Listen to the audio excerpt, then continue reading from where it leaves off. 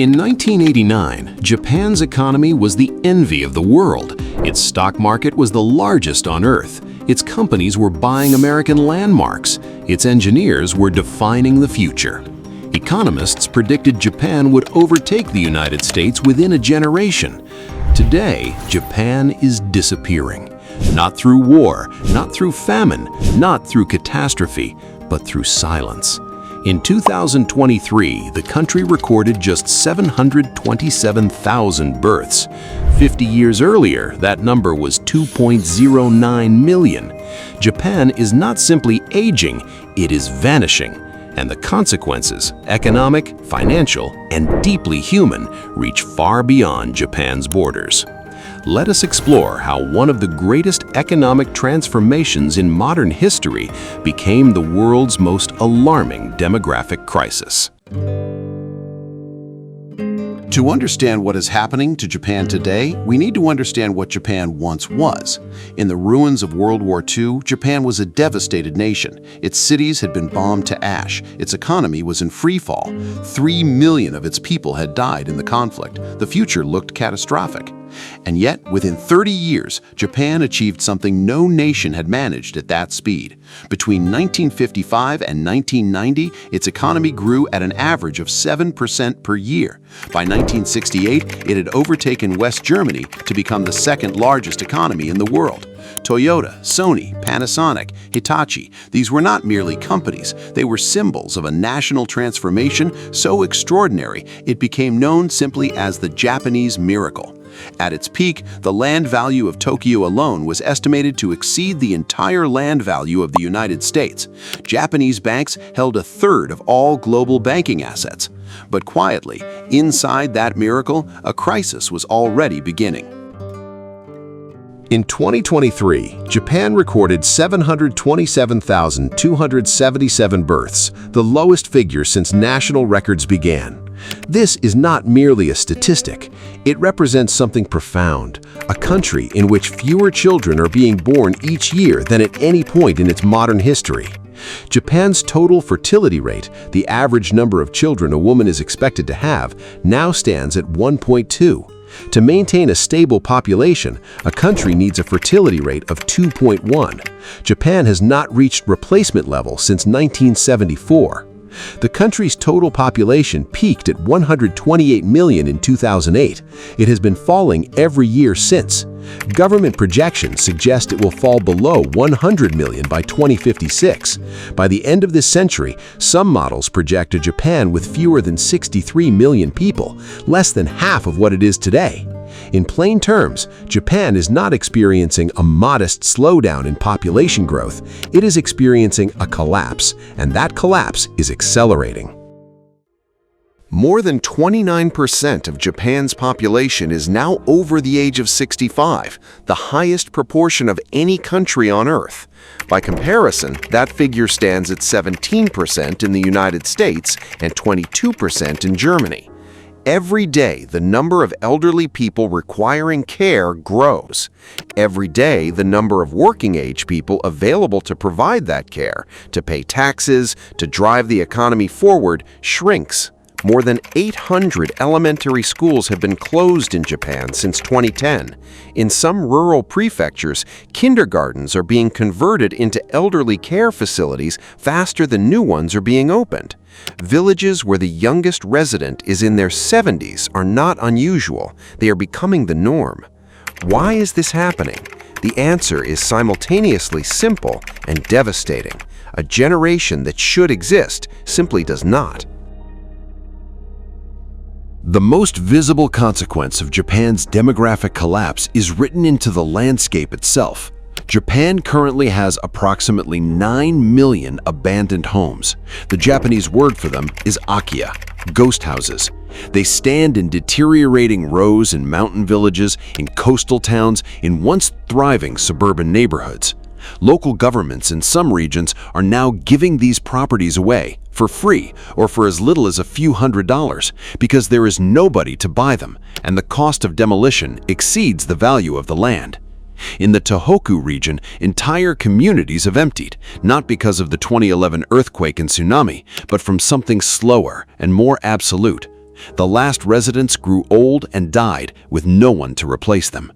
Those who remain young are moving, as young people always do, toward the cities. Tokyo grows. The rest of Japan fades. Japan's demographic collapse does not remain contained within its villages and schools. It hits the economy with compounding force. The country's working-age population, those aged 15 to 64, has been declining since 1995. Industries from agriculture to construction to healthcare face workforce shortages of a severity rarely seen in a developed economy. Wages in certain sectors are rising not because the economy is thriving, but because there are simply not enough people available to do the work.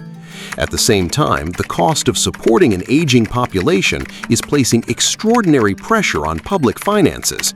Japan's national debt now stands at approximately 260% of GDP, the highest ratio of any developed country in the world.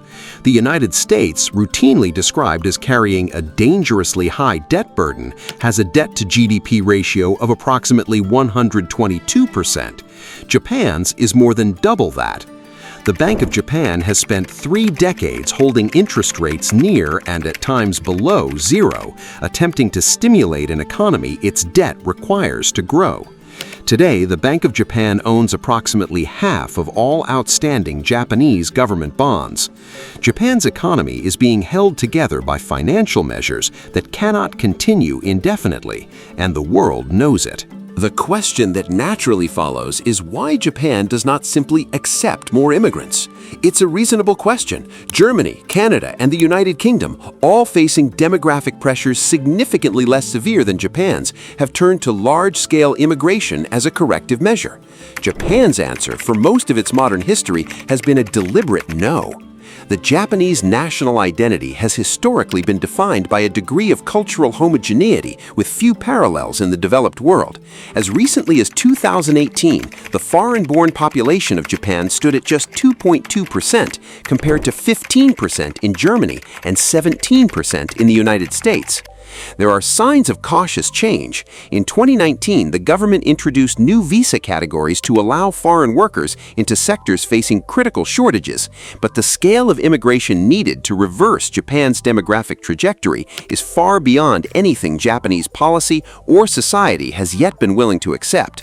To replace its lost population through migration alone, Japan would need to absorb millions of arrivals per year, a transformation that would fundamentally reshape the country's identity. That transformation has not yet begun.